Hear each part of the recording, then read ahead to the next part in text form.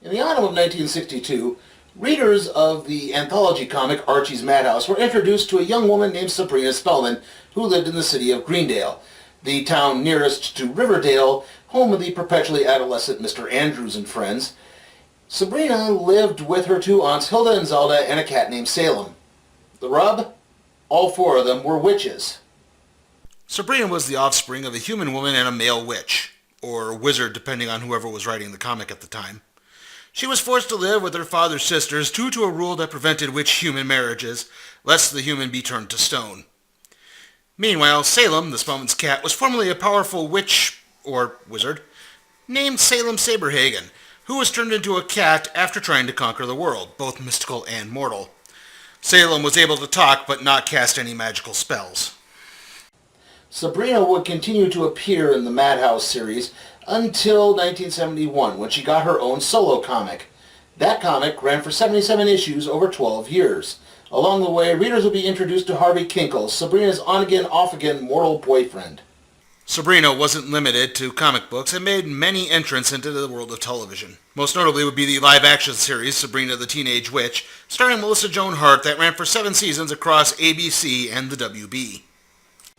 I'll admit it, I watched the show, mainly because the voice of Salem the Cat was one of my favorite comedians, Nick Bakay. Also, Joel Hodgson and Frank Conniff from Mystery Science Theater 3000 were on the production staff. And most certainly was not because the original pilot movie to the series had an extended sequence in which Melissa Joan Hart walked around in a bikini. That's my story and I'm sticking to it. Sabrina also had a recurring role on the Archie's animated series, which led into a solo series in 1970. Then in 1999, another Sabrina animated series debuted on ABC. This one had Sabrina being voiced by Emily Hart, sister of Melissa Joan Hart. Lastly, Sabrina got a third animated series on the Hub in 2013. I'll end this little portion by mentioning that Sabrina Spellman is slated to appear in Riverdale, the CW television drama based in the Archie universe. Anyway, in 2004, Archie Comics decided to inject Sabrina with a new creative direction. This would be a manga-influenced comic. What's a manga, you asked? Well, in short, manga are Japanese comics. In long, manga are Japanese comics with some differences. See, in the United States, comics are viewed as a niche medium, with the long-time stigma of readers either being children or emotionally invested adults. While in Japan, manga readers range across all age groups. Also, while American comics are almost exclusively superhero books, manga genres cover such wide topics as superheroes, romance, science fiction, comedy, horror, etc. Now, before a bunch of you guys start jumping on me, yes, there are plenty of good non-superhero comics here in America as well. It's just that, well, here in the States, superheroes make up at least, I'd say, 75% of the comic book market, with the other genres fighting over to the last 25%. In manga, the pie is more evenly sliced. In the early 2000s, manga's popularity went through a boom in the United States. This could be attributed to two major factors. One, the simultaneous boom of manga's companion form of entertainment, anime, thanks to shows like Dragon Ball Z and Sailor Moon, being used on Cartoon Network's Toonami block, and the fact that many manga played to different genres, which enabled female readers, a demographic long neglected by most U.S. comic publishers, to come into the medium. So, given the fact that manga was popular with female readers, it would make sense for Archie Comics to try to capitalize on the boom with a female comic book character in Sabrina the Teenage Witch. And today, we're looking at the first 10 parts of Sabrina's manga direction. Now, I should point out a couple of things before we start here. One, you may notice the book is titled Sabrina the Teenage Witch and the Magic Within. That's just a subtitle of the book. It's not exactly the name of a proper story arc in general. Two, this is a manga-influenced comic, not a true manga. This comic is in color, where manga is usually in black and white. Manga is read right to left. This comic is read left to right. Really, these are just compiled 10 issues of the Sabrina the Teenage Witch comic book series. Normally, manga appears in these giant anthology books, the most notable of which would be Shonen Jump, but this type of manga wouldn't appear in Shonen Jump, but that's beside the point. Anyway, let's start. Sabrina the Teenage Witch, the manga, Volume 1. Sabrina finishes watching a romantic movie with Harvey. She's up for trying out some romance of her own, but he panics and suggests that it's time for her to go home. Sabrina returns to her home, almost missing her curfew and upsetting her aunts. She starts to prepare for bed, only for Salem to point out that she has a big report due the next day at school. Sabrina stays up to finish the report, and the next day she turns the work in, only to realize she's handed in the wrong report. Okay, a bit of an explanation here. This storyline depicts Sabrina as not only having to attend a mortal high school in Greendale High, but also a magic charm school in the magic realm. And because of that, there's a few characters that were created solely for this new manga-style story. Most noteworthy of which would be Sabrina's new friend, Lalandra Dahea. It's then that a new student arrives at Greendale High. His name is Yagami Shinji, but Sabrina knows where he's really from. If you haven't figured it out already, Yamagi Shinji is another character created for the manga. I mean, it's not like Shinji's a real popular name with manga or anime or anything like that. Anyway, he's a fellow charm school student who's sort of a romantic rival to Harvey, as Sabrina has a not-so-secret crush on him. Sabrina confronts Shinji after class, and he explains that he's doing research for a report on mortals. Sabrina reminds Shinji about the magic realm's rules against performing magic in front of mortals. Harvey witnesses this conversation from a distance, and Sabrina's high school rival, Amy Reinhardt, rubs it in. Shinji doesn't heed Sabrina's advice and immediately sets about using magic out in the open, first changing to an all-cinnamon roll lunch, and then doing some levitation to impress girls. Sabrina goes home to talk with her aunts, and she asks about a spell that would block another witch's magic. Hilda points out that there's a spell called Spell Freeze, but the spell is far too advanced. In fact, use of it has actually been banned. Sabrina goes to her room where Salem lets drop that he knows where a book containing Spell Freeze is located. The two teleport to a cave of a being called Kaibutsa, one of Salem's former minions. The two begin transcribing the spell when Kaibutsa appears. Salem tries to reason with the beast. The problem is Kaibutsa doesn't recognize Salem. The last time the two spoke, Salem was still human. Sabrina rushes her transcription, and the two flee the cave. The next day, Sabrina hides in an art room while Shinji shows off his magic for some girls. Sabrina recites the incantation for Spell Freeze, which causes Shinji to immediately be frozen solid. Through his frozen lips, Shinji apologizes for using his magic in public, while Sabrina returns home to tell Hilda and Zelda what happened. The two point out that the only way to reverse the spell is a kiss, leaving Sabrina mortified. After school, Sabrina teleports into the art room and reluctantly kisses Shinji. The spell is reversed, and the two blushing teens promise never to speak of what happened. Later, Sabrina writes in her journal that she did actually enjoy the kiss and is now more torn than ever between Shinji and Harvey. A few weeks later, it's time for the annual Greendale High School Blue Ribbon Basketball Tournament. Sabrina explains that tradition dictates for a player to give a special girl a blue ribbon to wear during the game or games of the tournament. Naturally, she's hoping for Harvey to ask her. After the next class, Harvey does ask Sabrina to wear the ribbon. It's out of friendship more than love, so Sabrina's upset. Still, she is happy he asked, until after, when Amy pops up and says the only reason Harvey asked her is because every other girl, including Amy, turned him down. Later, at charm school, the teacher informs Sabrina's class that the next night they will be taking a field trip to the magical forest. There, the class will set about constructing their brooms for riding. Unfortunately for Sabrina, the trip will conflict with Harvey's basketball game. Sabrina tells Harvey that she won't be attending the game and tries to return the ribbon. He tells her to keep it anyway and slinks off. That night, the class gathers in the forest, and the teacher goes over the ingredients for making a riding broom. A stick of wood to be the handle, a plant to provide the bindings, a personal object to aid in flight, and finally, a strand of hair that had to be gifted from someone else. The last ingredient creeps everyone out. Shinji tries to give Lalandra one of his hairs, only to be rebuked. Sabrina and her friends head into the forest where she immediately begins grabbing sticks and plants. In the midst of this, Sabrina gets separated from Shinji and Laurandra. Meanwhile, Harvey hits the game-winning basket in the first round of the basketball tournament. Of course, all Sabrina and Harvey are thinking about is each other. Sabrina continues to be lost, even resorting to asking a talking boulder for help. It really doesn't work. It's then that she encounters a small child in a fox mask named Kit.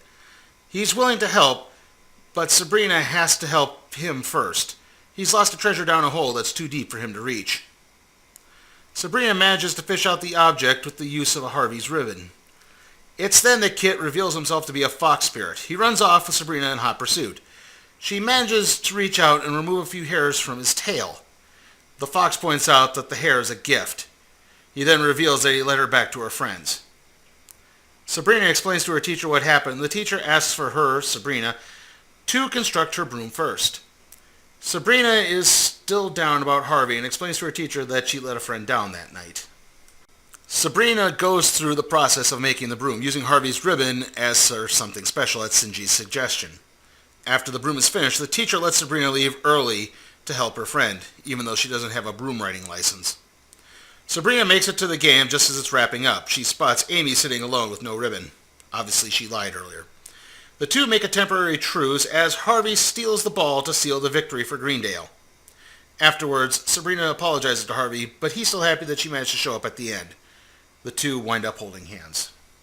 A few weeks go by, and Shinji is preparing for charm school when he notices a flyer for an Oberon concert. Seeing this as a chance to win over Sabrina, Oberon is a favorite musical group of hers, he resolves to take her to the concert. Meanwhile, Sabrina prepares to leave for charm school when Hilda informs her that Hilda, is interviewing for a position on the Witches' Council. The two poof off to the magic realm where Sabrina receives a message to appear before the Tsarina of Decree, the council member in charge of discipline. Hilda tells Sabrina to make the appearance, even if that means being late for school. The two Spellmans appear before the Tsarina, and it turns out the council has been made aware of Sabrina's recent actions, the Spellfreeze fiasco and the broom riding with no license. Sabrina is left with a warning, though the Witches' Council will be watching. Hilda is upset about this. She tells Sabrina to be more careful because now this could affect both of them, namely Hilda getting a seat on the council. Sabrina returns to charm school, and after class fills Alondra and Shinji in on the situation. It's then that Shinji makes his move, inviting Sabrina to the Oberon concert. Alondra tells Shinji to calm off, only for Sabrina to accept, much to Alondra's chagrin. The day of the concert arrives. Sabrina does feel a twinge of guilt about Harvey, but knows it would be foolish to turn down a free ticket to a concert. She then heads to Shinji's apartment, where she's introduced to Shinji's older brother Kenichi, or Ken for short. Ken drops the two off at the concert and reminds them to take a magic taxi home afterwards. When Ken leaves, Shinji reveals that he doesn't actually have tickets to the concert. Despite Sabrina's objections, Shinji uses magic to sneak inside. He assures her that no one will know as long as she doesn't let anyone know. The concert begins and Sabrina has a blast with Shinji. Afterwards, the two prepare to leave, only to discover all the magic taxis have already left. So Shinji suggests using his broom to go home. Now Sabrina puts her foot down. She knows she can't get caught again. Shinji laughs off her concerns. Sabrina remains firm, so Shinji storms off on his broom. Distraught, Sabrina reluctantly calls Hilda. When Hilda arrives, Sabrina apologizes for putting her aunt on the spot. Hilda points out that Sabrina actually did the right thing, even if it didn't feel like it. Later, Shinji calls to Sabrina and apologizes for acting the way he did. The two make peace and go to sleep. Sometime later, it's Halloween, and Harvey has an invitation to a masquerade at Amy's. In fact, the whole school has an invite except Sabrina. Even Shinji has an invitation. Harvey points out that the invitation does allow him to bring a guest and invites Sabrina. Amy then butts in and begins hyping the party. Her cousin is a professional DJ who will provide music. Also, a new student named Guinevere will provide some magic entertainment. It turns out that Guinevere is actually a witch. This piques Shinji and Sabrina's interest. Sabrina slinks away and winds up bumping into another female student, causing that student's work to spill all over the floor. Sabrina helps the girl pick up her work and notices that it's some poetry. She then notices the name Guinevere on the notebook. Sabrina begins asking Guinevere about being a witch, including the dangers of using magic in the mortal realm. Guinevere doesn't know what Sabrina is talking about, and yells at her for reading Guinevere's private poetry. Sabrina then sets out to find a costume for the party. As she looks, she comes across Guinevere again. Salem, on the other hand, is more concerned with Guinevere's dog. He senses something familiar about the animal. Sabrina laughs it off and humors Salem by leaving him with the dog, named Pumpkin. Soon after being left alone with each other, Pumpkin turns and begins talking to Salem. It turns out that Pumpkin is possessed by the spirit of Corwin, a witch who is a former rival of Salem's who also aspire to world domination. Meanwhile, Sabrina settles on being a witch for Halloween. And judging by her costume, by witch, Sabrina apparently meant whore. Okay, look, I understand the whole sexy Halloween costume thing, but I would also remind you that Sabrina is supposed to be 15 years old. Would you let a 15-year-old girl go out in this outfit? Yeah, I thought so. Harvey takes Sabrina to the party, where she meets up with Shinji and his date, Lilandra. It's then that they spot Guinevere performing some magic tricks and some fortune-telling. Salem then spots the reason behind Guinevere's powers. It's Corwin/Pumpkin, and she is somehow able to perform magic even in animal form. Sabrina immediately formulates a plan to stop Corwin. Not trying to save the world, but trying to embarrass Guinevere. Lilandra protests, but Shinji is all for it. Shinji manages to scare off Corwin, and Guinevere loses her powers, leading to everyone angrily walking away. Seeing Guinevere's hurt face makes Sabrina realize this hurt more than it helped. Gee, you think? Sabrina goes into Amy's backyard to deal with Corwin. As soon as Shinji leaves, Corwin blasts Sabrina. Corwin's spirit then exits Pumpkin. It turns out she was merely hiding in the dog of her own volition, unlike Salem, who is imprisoned in cat form. All of this is being witnessed by Guinevere.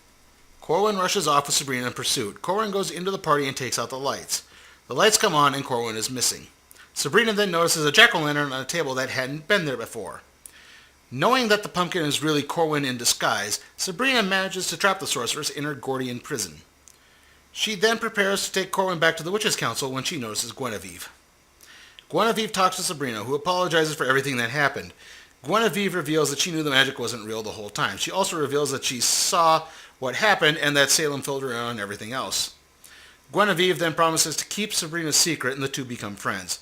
Also, it turns out Pumpkin can still talk due to magic residue from Corwin. Sabrina returns Corwin to the Witches' Council and receives a personal commendation from the council's leader, Queen Celis. Later, Salem receives a phone call from Pumpkin, who will not stop talking. A few weeks later, and the first snow of the year comes to Greendale, inspiring Sabrina to throw a slumber party with Guinevere and Lilandra. Ugh. Salem reminds Sabrina that whenever she throws a slumber party with Lilandra, the two invariably get into an argument. Sabrina pays no mind and turns her focus to the Greendale High School winter dance. Lilandra and Guinevere arrive at the Spellman home for the party, and Guinevere begins asking about the magic realm, leading Sabrina to give the whole backstory about the place, upsetting Lilandra, who would rather this thing be kept a secret. Sabrina's blabbing is interrupted by Guinevere receiving a phone call. This leads Lilandra to begin ripping into Sabrina, reminding her that what she's been doing could result in Guinevere's mind being wiped. Not to mention the one responsible for the mind wipe would be the Tsarina of Mediation, the position's Aunt Hilda is up for, leading Sabrina to change the subject when Guinevere returns. Sabrina changes the subject to another thing she's familiar with. Boys! Guinevere reveals that she has a crush on Diego, a guy neither Sabrina or Lilandra know, and the focus turns to Lilandra, who doesn't really want to talk about it. Sabrina then changes the subject to the upcoming winter dance and who she should be going with, Harvey or Shinji. This rankles Lilandra, who points out that Sabrina isn't being fair to either Harvey or Shinji. Just as the two begin to argue, Guinevere breaks it up by starting a pillow fight. Later, while trying to get some sleep, Sabrina wonders why Lilandra got so upset about the boys. The answer couldn't be more clear. Lilandra is starting to develop feelings for Shinji. Back at school, Sabrina fidgets over an algebra test. Also, she has yet to be asked to the dance. She joins Guinevere in putting up some decorations, and Guinevere suggests just going stag, and this prospect terrifies Sabrina. The night of the dance arrives, and Sabrina is dateless. Zelda manages to talk her into attending the dance anyway. Sabrina goes to the dance, and Guinevere meets her and points out that she doesn't have a date either. The two girls begin dancing together when Sabrina spots Harvey dancing with another girl. Sabrina confronts Harvey, who explains that the date is the younger sister of the basketball team's captain. She's a freshman, and the only way she'd get into the dance was for someone to ask her. Sabrina then spots Shinji, who is at the dance with Lalandra. Feeling betrayed, Sabrina storms out of the dance, catching Lalandra's attention in the process. She goes out and confronts Sabrina, pointing out once more that she wasn't being fair to either Harvey or Shinji, and Lalandra also points out that she asked Shinji out. Sabrina could have easily done the same with either Shinji or Harvey. Shinji then comes out and invites the two girls back inside. Sabrina reluctantly agrees, and the trio goes in and is greeted by Guinevere. Sabrina knows she's not really alone at all. A few weeks go by, and the two girls go out with Harvey and Shinji on a ski trip with Zelda as the chaperone. Shinji found a deal on a mountain cabin, but Zelda is more worried about the dangerous sky approaching. The group reaches the cabin, where the three women and Salem open the door to find a disheveled mess. Knowing that it will take some magic to clean the place up quickly, Sabrina dispatches Shinji and Harvey to the general store to pick up some snacks. The girls then set about fixing the cabin. They then make some additions, namely a ping-pong table, a dartboard, and eventually a hot tub.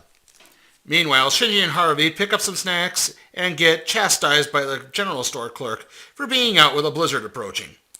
The two get into Harvey's car and speed off in an attempt to beat the storm. They promptly get stuck in the snowdrift, and the snow begins to pile up. Already not liking each other too much, the two begin arguing who is to blame for this. Eventually, the subject turns to Sabrina, with Shinji taking Harvey to task for not making a move. Harvey then points out that Shinji doesn't really know Sabrina. He just popped up out of nowhere. Shinji exits the car in an attempt to magically free the vehicle. Unfortunately, before he can do so, he slips and winds up rolling down an embankment and onto some thin ice.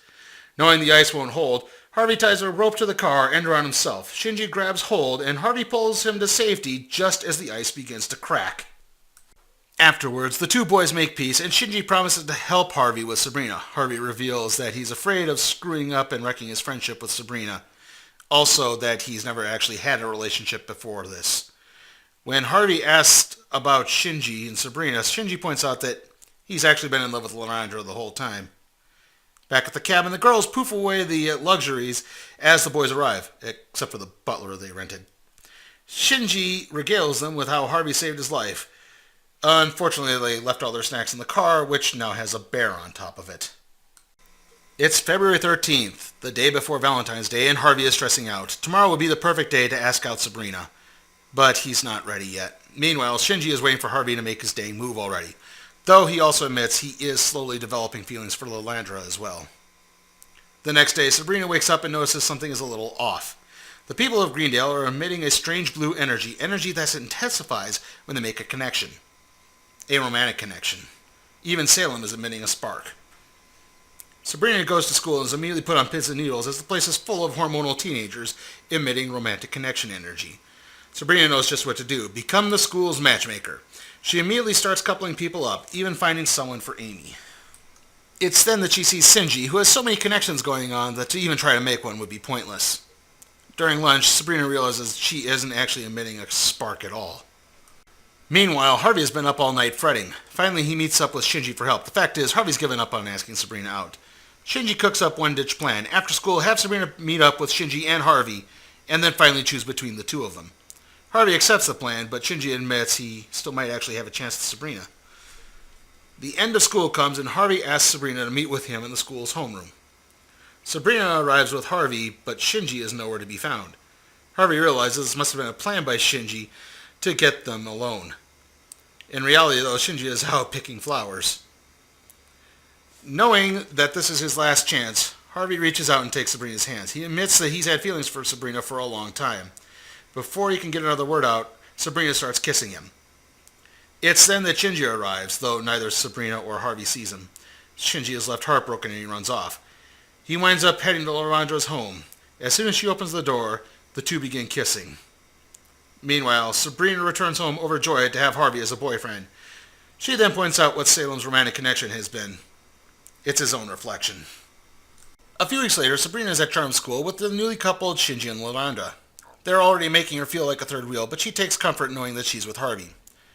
Sabrina returns home to the news that Hilda has been appointed to the Witches' Council as the Tsarina of Mediation. Unfortunately, the ceremony conflicts with Sabrina's date with Harvey. Things go from bad to worse. As it turns out, the position means the Spellman family will have to permanently relocate to the Magic Realm. Sabrina is heartbroken, but Hilda tries to cheer her up by asking her niece for help on a council assignment. A mystical creature called a Tree-Teechee has gone missing from the Magic Forest. The creature's rarity has caused the forest's ecosystem to fall out of balance. While the two research the forest, Sabrina spots a boot that is popular in the mortal world, but not so much in the Magic Realm. Hilda notices some strange bird-like footprints as well. The two decide to interrogate one of the forest's gatekeepers about the possibility of a mortal hunter entering the Magic Realm. At the gatekeeper's home, Sabrina spots a VHS tape. It's then that she realizes that the bird prints were actually tripod legs. Hilda confiscates the tape and gets a name from the gatekeeper, Atticus Rex. Hilda and Sabrina return to the Witches' Council, and none of the council members are aware of what a videotape really is. I guess they only have laser discs in the Magic Realm. The two Spellman girls return home and pop in the tape. It turns out that Rex fancies himself a Steve Irwin-type TV host. The tape is a pitch for Rex's show. It shows him forcibly attacking the Tree-Teechee, he calls it a green leecher, and putting it in a box. Hilda sets up a trap, calling Atticus Rex and pretending to be a network executive willing to pay 7 figures to do his show. The three, Hilda, Sabrina, and Zelda, then dress up as TV executives and wait for Rex to arrive. Rex shows up with the Tree-Teechee, and the trap is sprung. They were really in an interrogation room. Rex takes Zelda hostage, but Sabrina zaps him. Rex is then taken away to get his memory wiped, though he does swear revenge. Later, Hilda approaches Sabrina with some news. The council decided it would be best if Hilda stayed based primarily in the mortal world, since she actually knew what to do with the VHS tape. So the Spellmans will not be moving. Friday night rolls around, and Harvey's too busy to hang out with Sabrina. In fact, he's been dodging her for a while. When Salem suggests calling Lilandra, Sabrina points out that Lilandra is with Shinji. It's then that Shinji calls. He needs help with moving into a new apartment that's based in Greendale. When Sabrina arrives, Ken and Shinji explain the situation. Their mortal uncle from Japan, who knows nothing about the Magic Realm, is coming to visit. And the two have to maintain a cover. Sabrina then joins Ken, Shinji, and Lilandra in magically filling the apartment. Shinji and Lilandra spend most of the time making goo-goo eyes at each other, much to Sabrina's chagrin. The apartment is furnished just as Shinji and Ken's uncle arrives. His name is Yoji, and he's a toy designer from Tokyo. He immediately takes a shine to Salem and becomes inspired. Shinji then tosses Sabrina and Salem out of the apartment. Later, Lilandra calls Sabrina to explain Shinji's actions. He was afraid that Yoji would find out about Salem's talking ability, and this still leaves Sabrina feeling jealous. The next day at school, Sabrina manages to speak with Harvey, and she tries to ask him something, but she can't work up the courage to, and he leaves. A few weeks later, Zelda bursts into Sabrina's room carrying a new plush toy. The toy is named Mr. Kitty Litter, and he looks exactly like Salem. Obviously, he was designed by Shinji's uncle. The toy's popularity has skyrocketed, and Salem's likeness is all over Greendale High. Salem is not happy at any of this. He was feared and respected for his magical abilities. Now he's a childish toy fad. Over time, Mr. Kitty Litter's popularity continues to grow. He has a movie, a theme park, and he's on the headline of every newspaper. Salem goes to Sabrina to ask for help. She promises to go to Shinji to get him to talk to his uncle. Sabrina and Shinji meet up, and after teasing her about wearing lip gloss just for this meeting, Shinji says that Salem need not worry, and the fad should soon die down. That night, Salem dreams about being chased by a giant Mr. Kitty Litter. It's then that he bumps into his human form. His old self chastises Salem for not taking advantage of the situation. He's the inspiration for Mr. Kitty Litter. Why not reap the financial benefits of it?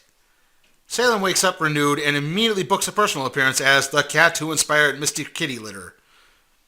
Sadly, he's too late and the fad has died out. In fact, Yamagi Yoji has a new toy out, and it looks a lot like Pumpkin, and it talks. Wait a minute. Shinji's uncle never met Guinevere, so how did he know about Pumpkin? And that she could talk? Things finally begin to look up for Sabrina as she finally gets Harvey to go out on a double date with Shinji and Lilandra. Shinji treats everyone to dinner at a Japanese restaurant. Shinji and Lilandra playfully share their food, inspiring Sabrina to try the same. Unfortunately, she's forgotten that Harvey doesn't like spicy food. In fact, he's also probably allergic, given the fact that he winds up swelling at some point. As the group prepares to go to the movies, Shinji stops to admire a poster from the upcoming Josie and the Pussycats concert. He admits the girls are cute, and Lilandra responds in kind. Josie and the Pussycats are the premier rock band of the Archie Comics universe. They have long tails and ears for hats, and they are led by the aforementioned Josie Jones, who is a lead singer and vocalist, Melody, the ditzy blonde drummer, and Valerie, the tomboyish backup vocalist slash guitarist slash tambourine player. Valerie also maintains a very flirtatious relationship with Archie Andrews, which no doubt upsets the other two women in Archie's life whose names escape me at the moment. During the movie, which they thought was going to be a romance but turned out to be an action thriller, Harvey excuses himself. He's still sick from dinner. This leaves Sabrina upset once again. After the film, the group is approached by someone looking for a model, namely Shinji, and he leaps at the chance. Shinji is a natural at modeling and his career takes off. In fact, he starts skipping school, not just at Greendale High, but charm school as well. Also, Lilandra is beginning to lose trust in him as he's constantly being photographed with beautiful women. The two girls confront Shinji, who reveals his intention to drop out of school. He makes more than enough money to live off of modeling, and when he can't get by on his looks anymore, he should still be able to live comfortably. Lilandra flips out and asks if Shinji still cares about her. He says he still does, but then he gets called away on a gig. Shinji does go up at charm school the next day to invite Lilandra and Sabrina to the Josie and the Pussycats concert. He scored tickets after landing a photo shoot with the group. The next day, Sabrina and Lilandra accompany Shinji to the photo shoot. However, the two girls are not allowed in. Lilandra's jealousy shoots through the roof, so Sabrina suggests they spy on Shinji via an enchanted compacted mirror. The two do see him flirting with all three members of the group, but when Melody asks him out, he turns her down, citing the fact that he has someone special in his life. Satisfied, Sabrina closes the compact. What the two girls fail to see is that Shinji's further encounter with the group. The three talk about their schoolwork, and they know the famous fleeting, and at some point they will probably still have to get real jobs. This, and being asked to do a shirtless shot, leaves Shinji to decide that he should exit modeling and go back to school. Though he does manage to attend the concert with Sabrina, Lilandra, and even Harvey. Also, apparently Shinji's got a really big secret, but they don't reveal what that is, are obviously baiting for further stories down the line. And that concludes Sabrina the Teenage Witch, the manga, Volume 1. How was it? Well, there are a lot of positives to the book. I think it does a really good job of telling good, short, single-issue stories while still maintaining a connective narrative throughout the whole piece. Also, the artwork is pretty darn good. In fact, I think the manga style really does complement a premise like Sabrina the Teenage Witch. And for the most part, the stories are pretty fun to read. That being said, there are also some drawbacks. First and foremost, the whole will they, won't they Harvey-Sabrina relationship gets old really fast. And then just when it looks like they finally became a couple, he starts playing the I don't want to actually admit I'm in a relationship card. And yeah, that just makes it worse. Also, like I said, I'm more familiar with Sabrina the Teenage Witch from the TV show, so I'm more familiar with the characters like Hilda, Zelda, and Salem. And those characters really get pushed to the wayside in this. There's obviously a story where Zelda plays a role, there's a story where Hilda plays a role, there's a story where Salem plays a role, but they don't appear very much throughout the stories itself. They're, again, like I said, they're very pushed out to the parameters, and it does seem, while I do like the idea of introducing new characters like Shinji and Lilandra, it does seem that it comes at a bit of an expense at the other supporting cast in Sabrina the Teenage Witch. Also, the whole Sabrina Halloween costume thing still irks me. Again, would you really let a 15-year-old girl go out in that outfit?